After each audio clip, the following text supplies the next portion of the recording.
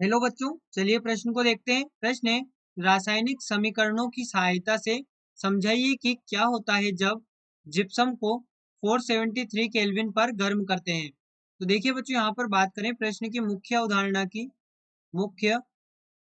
अवधारणा।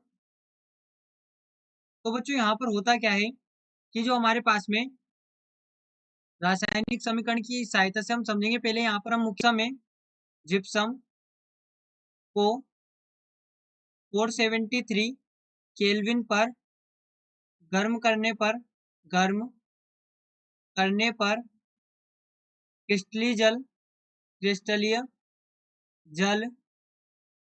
नहीं बचता नहीं बचता और और ये ये निर्जलीकृत, यहाँ पर ये पूर्ण रूप से निर्जलीकृत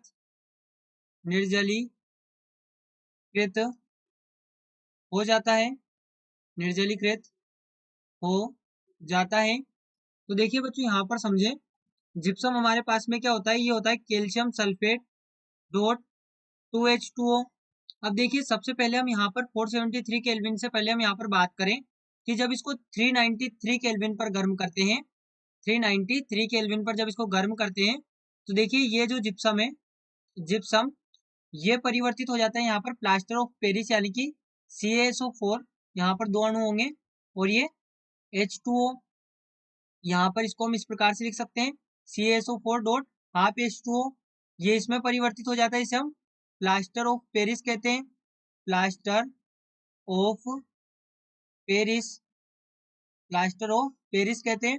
अब बच्चों, यदि इसको इससे भी अधिक तापमान पर गर्म किया जाए, यानी 393 केल्विन से अधिक तापमान कौन सा होता है, 473 केल्विन ताप पर इसको गर्म किया जाएगा, तो यहाँ पर क्या होगा, ये हमारे पास में 2CaSO4 बचेगा और साथ में यहाँ पर हमें जल प्राप्त हो जाएगा, यानी कि पूर्णतः निर्जलीकृत हो जाएगा।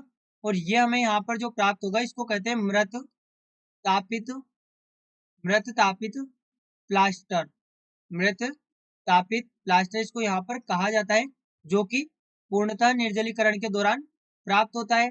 पूर्णतः निर्जलीकरण के दौरान हमें यहाँ पर ये प्राप्त होता है जिप्सम के। तो देखिए, ये हमने यहाँ पर समझा जिप्सम को 473 केल्विन ताप पर गर्म करते हैं तो क्या होता है।